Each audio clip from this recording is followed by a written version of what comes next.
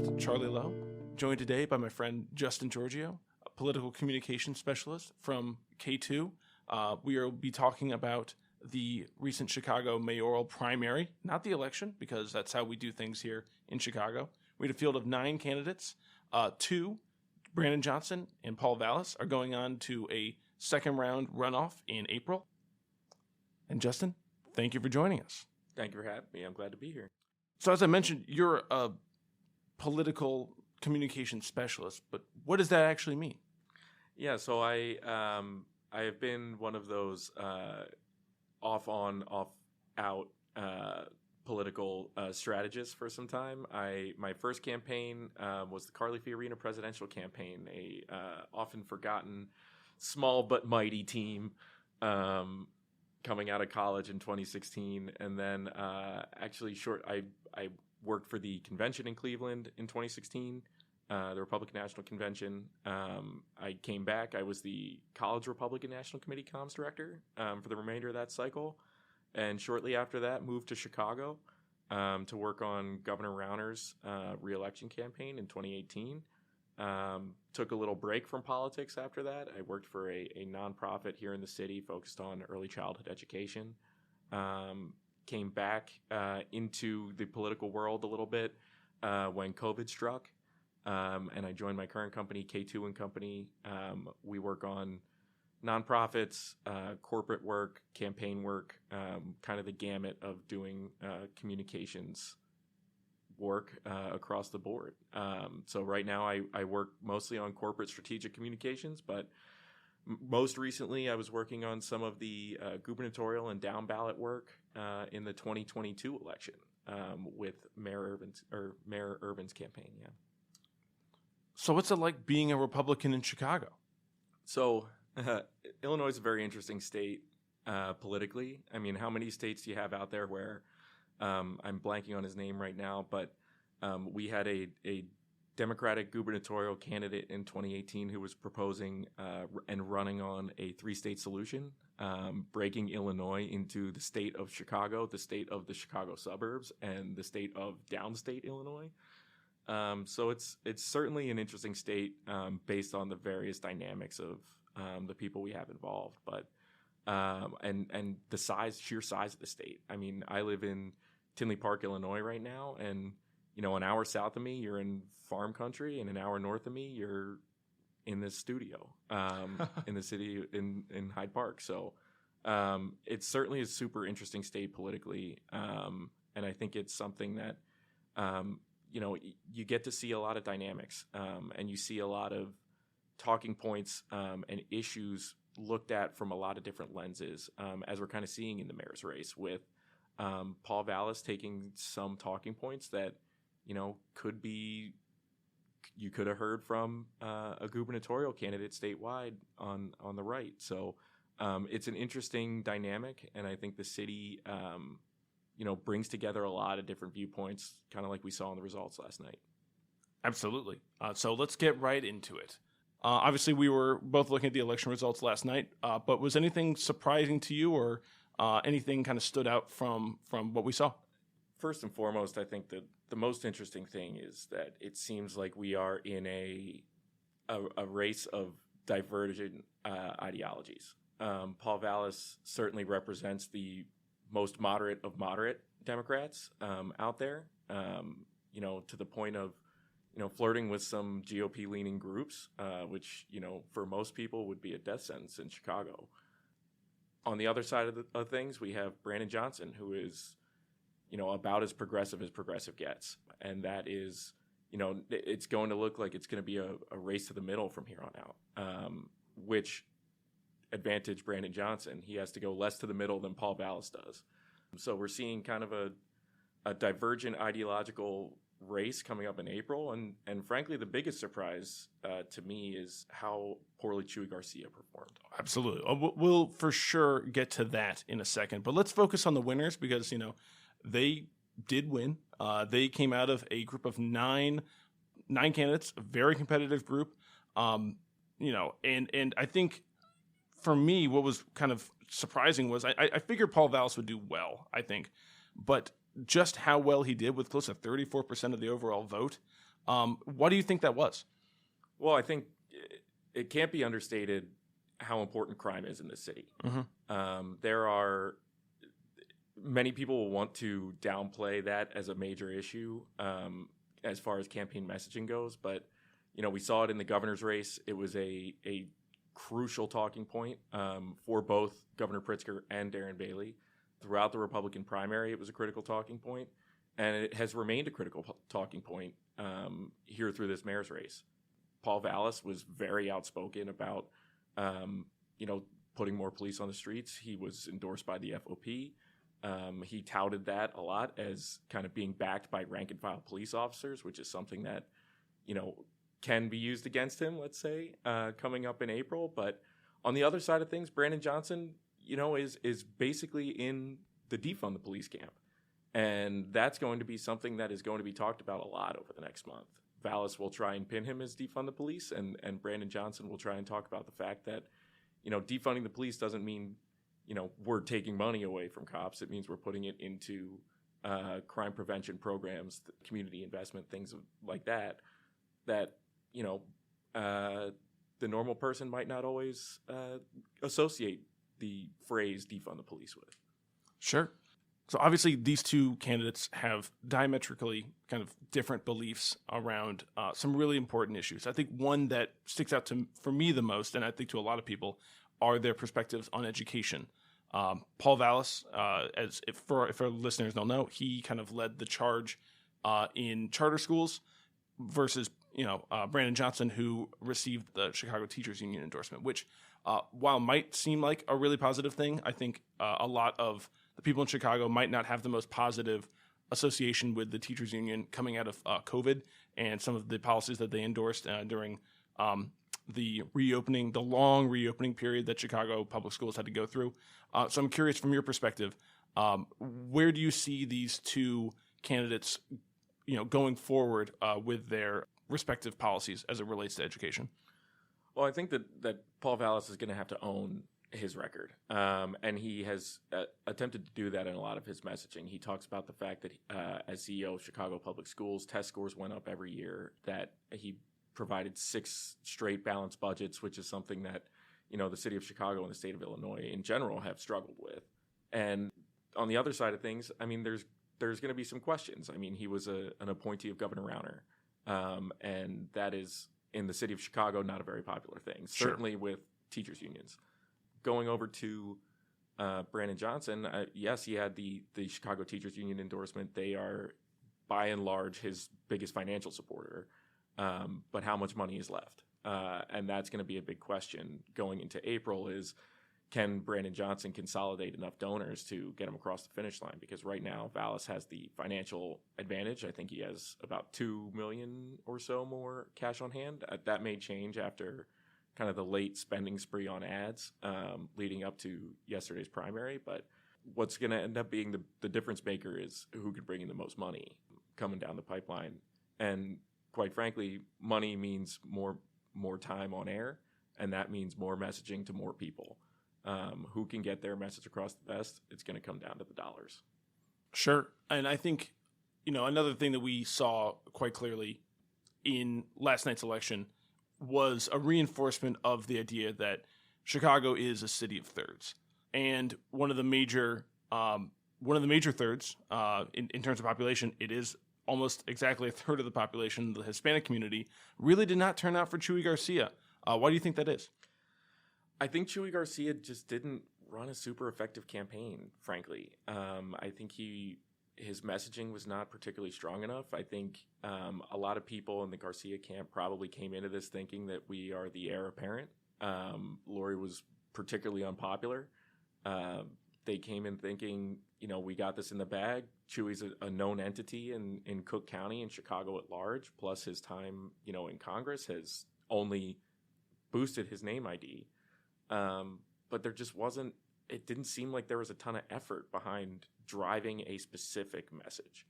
And I think that ended up biting him in the end because, quite frankly, and Charlie, you and I have talked about this off air, mm-hmm.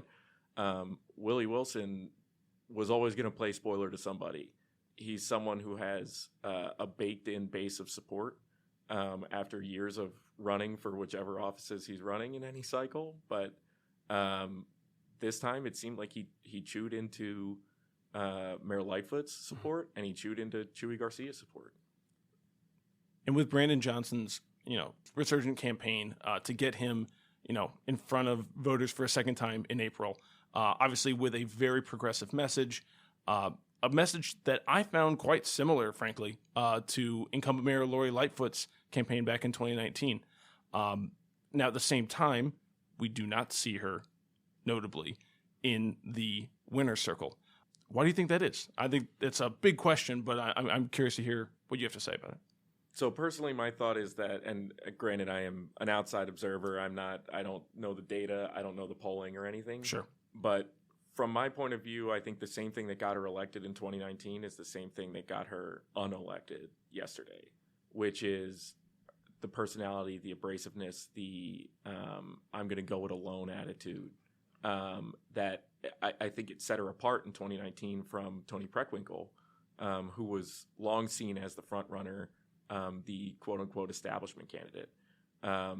Coming off that wave of 2016, 2018 populism, Lori kind of rode that wave into the mayor's office, and yet it just didn't translate to being able to work functionally with city council, with other stakeholders in the city, notable public combativeness with Governor Pritzker, who is, as we saw, in November, a remarkably popular governor.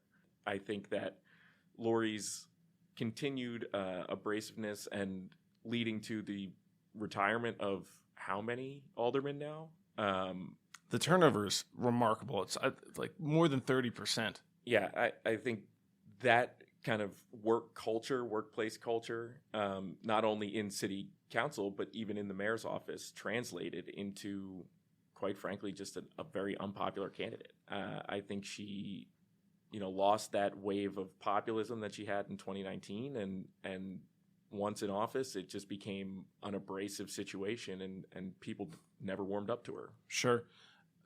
I think Mayor Lightfoot's combativeness is well documented, but is there any instance in particular that you find most memorable of her tenure as mayor of Chicago? Well, I mean, there's always the story about FOIA emails and sending repeated sentences over and over again. Having worked with a lot of candidates, you get used to things, but I've never seen anything like that. What comes down to it to me is this someone that I would want to work for? And the answer is no. I think that Lori's managerial style, I can say, really rubbed people the wrong way.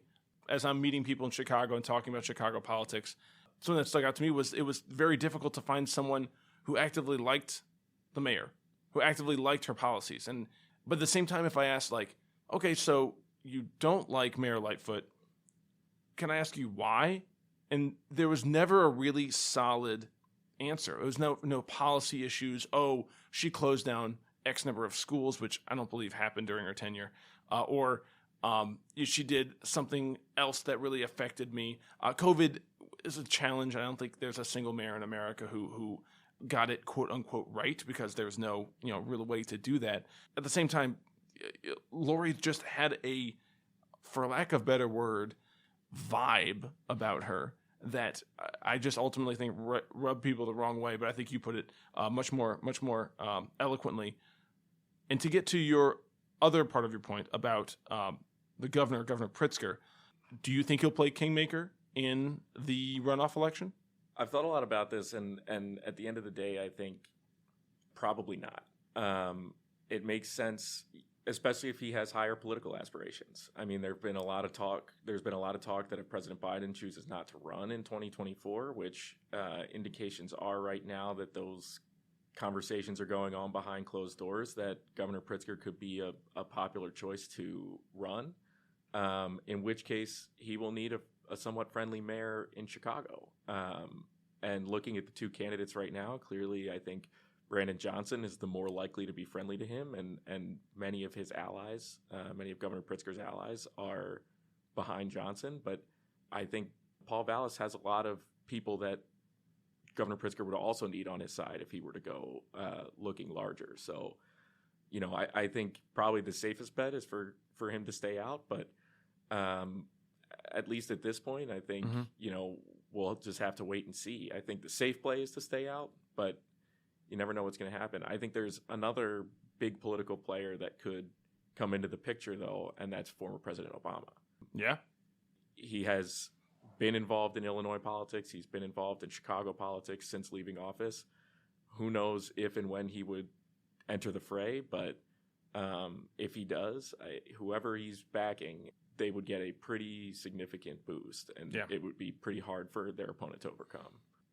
So, Charlie, you mentioned this quote-unquote vibe that Mayor Lightfoot had, and I would say as someone who's been here about 5 years, I'm certainly not an expert in Illinois politics yet, but my first campaign here was Governor Rauner's reelection campaign in 2018, and I think a lot of the things that you were saying about Mayor Lightfoot are a lot of the criticisms that Governor Rauner received in that reelection campaign, in that he came in, he wanted to take on the machine, he wanted to kind of throw out a lot of the way things had been done for years with Speaker Madigan and taking on that establishment. And he had this kind of go it alone mentality that a lot of people in the political sphere, in the quote unquote machine, really took offense to. And it was something that really bit him. And I think you're kind of seeing it now with that whole storyline is following Mayor Lightfoot now. It's the same kind of talking points that she just wasn't willing to work with city council, like Governor Rauner wasn't willing to work with the legislature, and we're seeing kind of the results of that. Yeah, relationships are very important. And speaking of relationships, neither of these candidates, Brandon Johnson nor Paul Vallas, will get across the finish line if they don't build some serious coalitions within the next month. What do you see as their respective paths to victory for each of them? Obviously, I think the progressive candidates are more numerous on the field, so I think Brandon Johnson might be able to scoop some of those up, but would like to hear what you think the best strategy would be for both these candidates. Yeah, I think the biggest thing you'll see from Brandon Johnson is trying to coalesce more union support.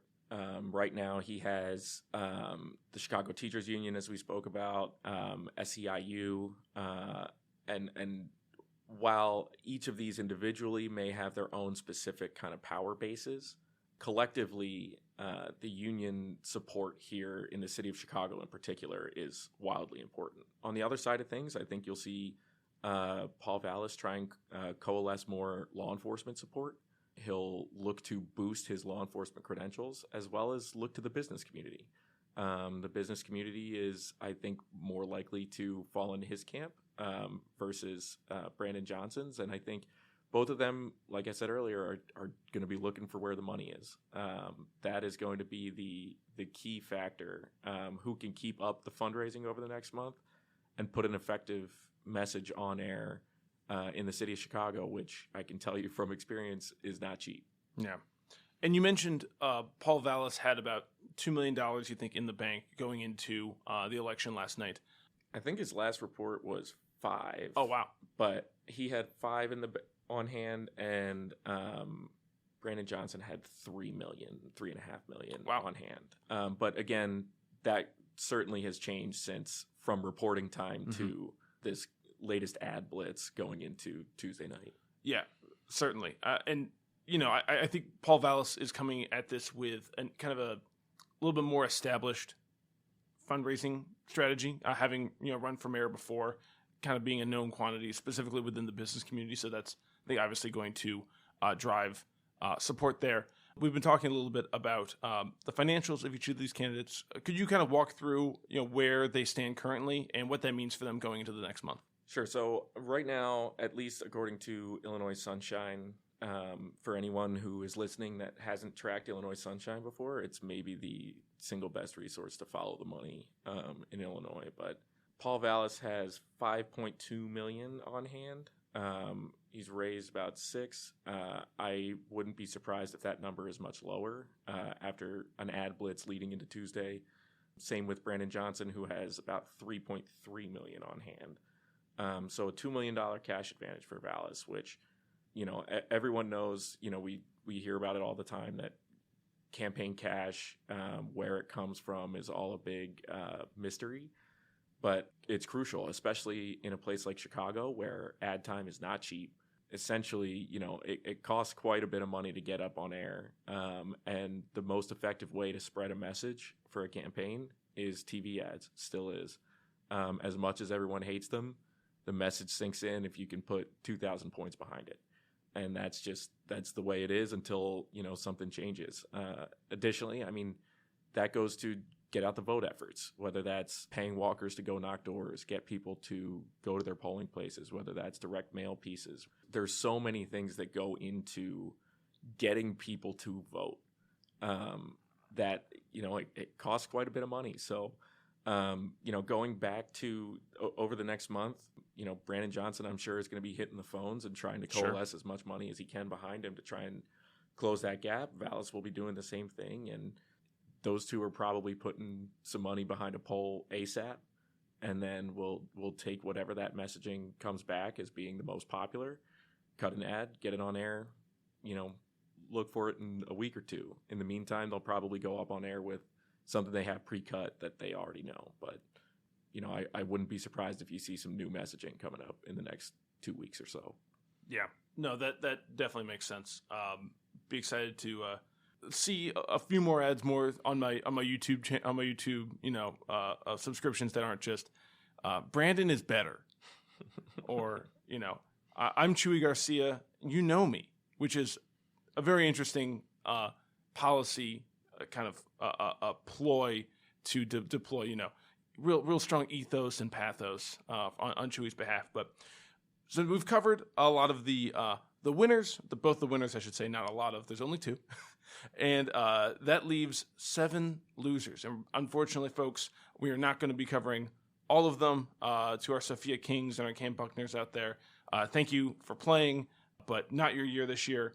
I think a lot of that can be kind of assumed to be didn't raise enough money, didn't have enough name recognition, which is unfortunate in the city. Like I said, thank you for playing.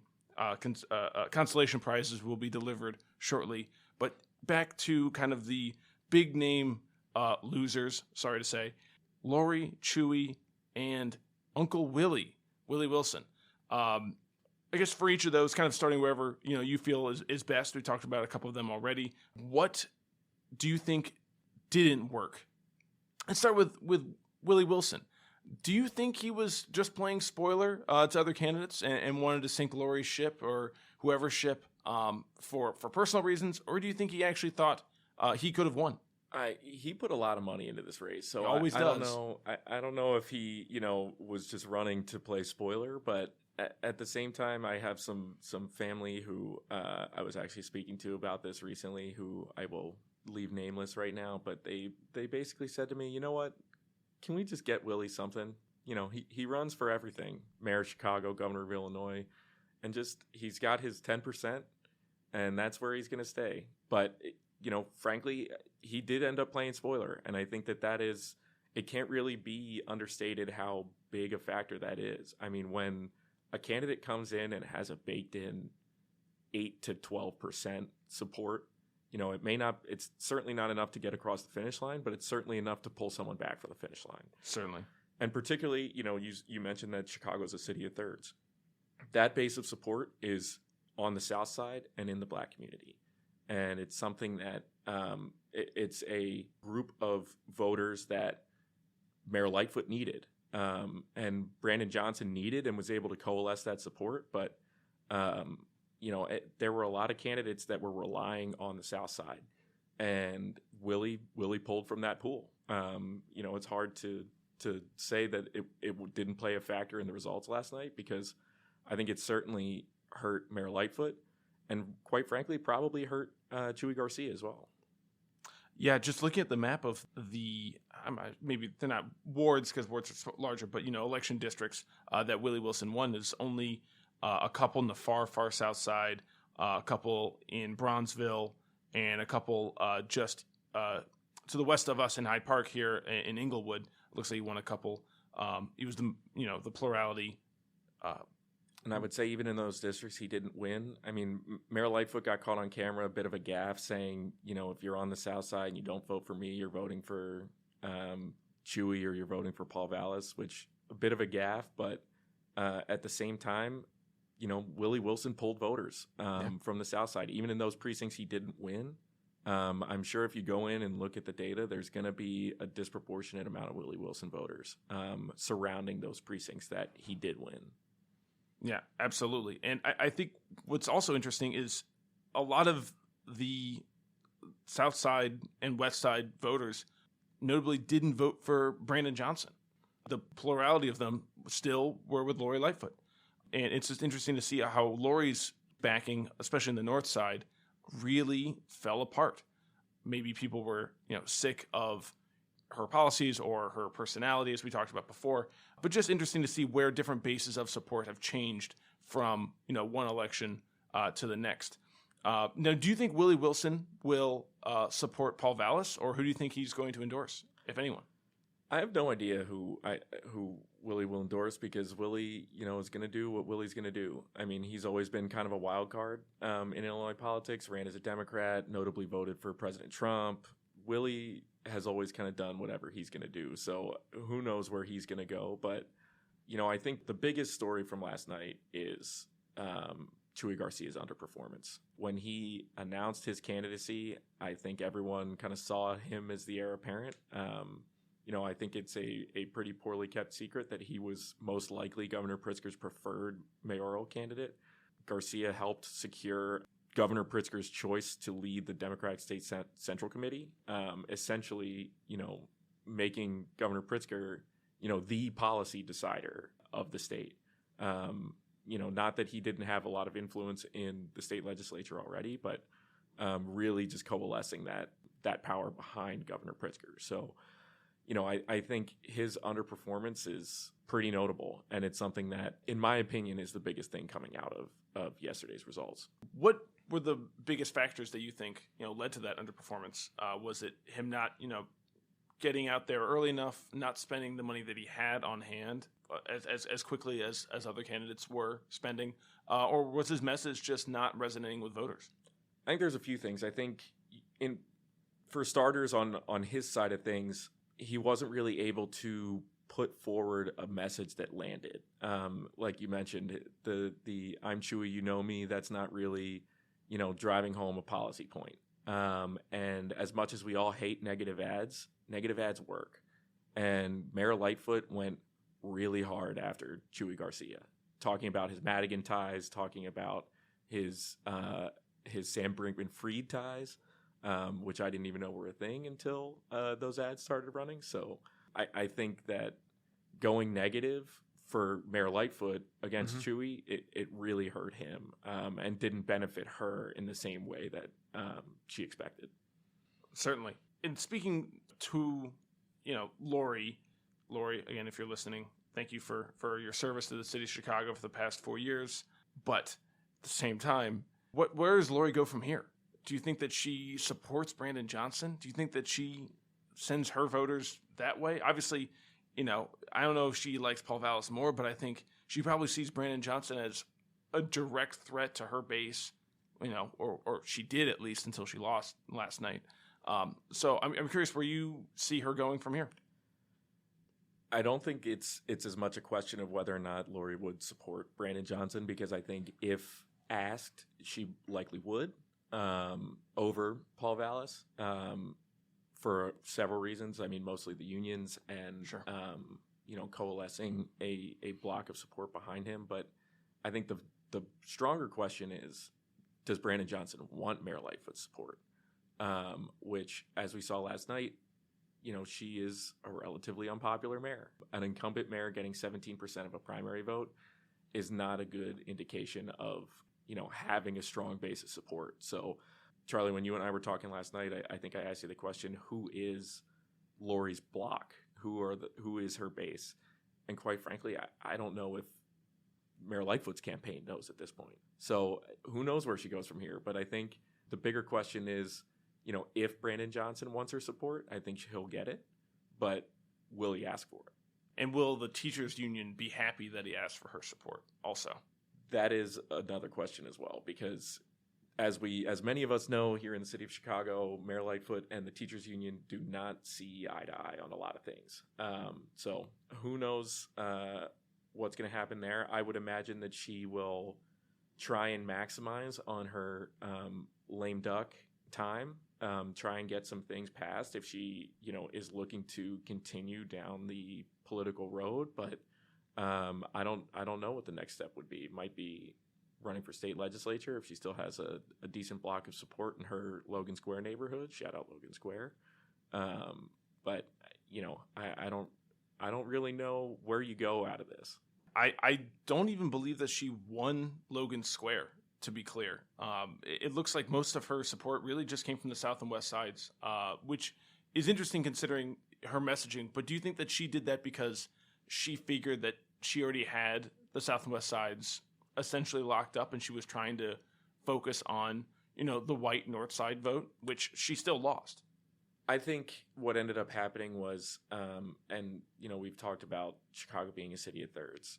I think Mayor Lightfoot saw her path to victory relying in that black voting bloc, particularly in the South and West Side. If you look at kind of a lot of the activity she did over the last few weeks, a lot of it was very heavily focused on the South and West Side. A lot of her messaging was very heavily focused on crime reduction during her time as mayor, which, to be fair, I don't know if it played as well as she thought it would, but a lot of her messaging was, we're turning the city around, we're doing the right thing slowly but surely. If you want this to continue, back Mayor Lightfoot. I just don't think it landed the way they wanted to, and clearly I think the block that she wanted to coalesce wasn't as strong. I mean, you look at those results, and yeah, she may have won most of the precincts on the South and West Side, but it comes down to margins. She didn't get the margin she needed in those precincts to make the runoff. For those listening who don't know about the margins, vote margins, I will say I'm certainly not an expert in this, but I've been on enough campaigns. Basically, the question mark becomes, when you look at the data, where a significant portion of your votes are going to come from. And to win an election, or to, in this case, make a runoff, you have to hit a certain percentage of votes in specific precincts. So just as a hypothetical, let's take, a Bronzeville precinct. Mayor Lightfoot, let's say, needed 40% of the vote in that Bronzeville precinct. And that goes for, every voting precinct around the city. So if Mayor Lightfoot didn't hit that 40% margin, pretty early on that you're probably not going to hit the numbers you need in that precinct, let alone surrounding precincts. Thank you for that clarification. And to also clarify, could you kind of talk about the history of Lori's relationship with the teachers union? I mentioned it a little bit before, but it felt like it went beyond just COVID opening, and it became a little more acrimonious. Do you have any notes on that? I think it just became a power struggle here in Chicago, because we all know here that the teachers union has quite a lot of power, and I think even the strongest allies of the teachers union would probably say they have a little too much power. But it came to a head during the COVID crisis, because there was a lot of pressure, and we saw it kind of play out on the debate stage with Brandon Johnson and Paul Vallas, which I imagine we'll see more fireworks flying over the next month about this. But Vallas called attention to the fact that kids were not in school and were on the street and getting shot, and crime rose throughout this period because schools were closed. And I think it came to a head as Mayor Lightfoot was trying to get schools reopened. The teachers union was trying to make sure that there were safety precautions in place. Whether or not you agree with kind of the methods they took is a different question. But I just think that was the defining moment of their relationship. I think it was always a little rocky, but coming out of COVID restrictions and trying to get schools reopened, and that constant battle of, what am I giving to the teachers unions and what are they asking for now? It tanked that relationship, and you're seeing the results in that they put at least $1 million behind Brandon Johnson. not insignificant. Looking forward, what do you see as the path for our two winners?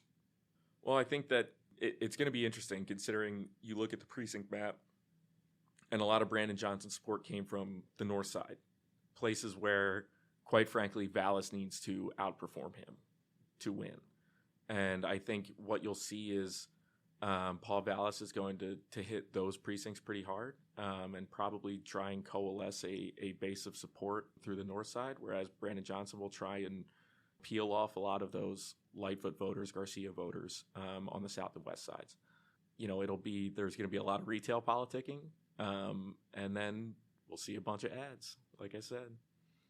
Do you see Paul Vallas doing any outreach to, for example, the Hispanic community in Chicago, and how do you think that plays, considering his background? I think you need to, and I think that Vallas will try and play on his education background a lot, and as well as law enforcement support. I think those are the two things that he is really going to hang his hat on.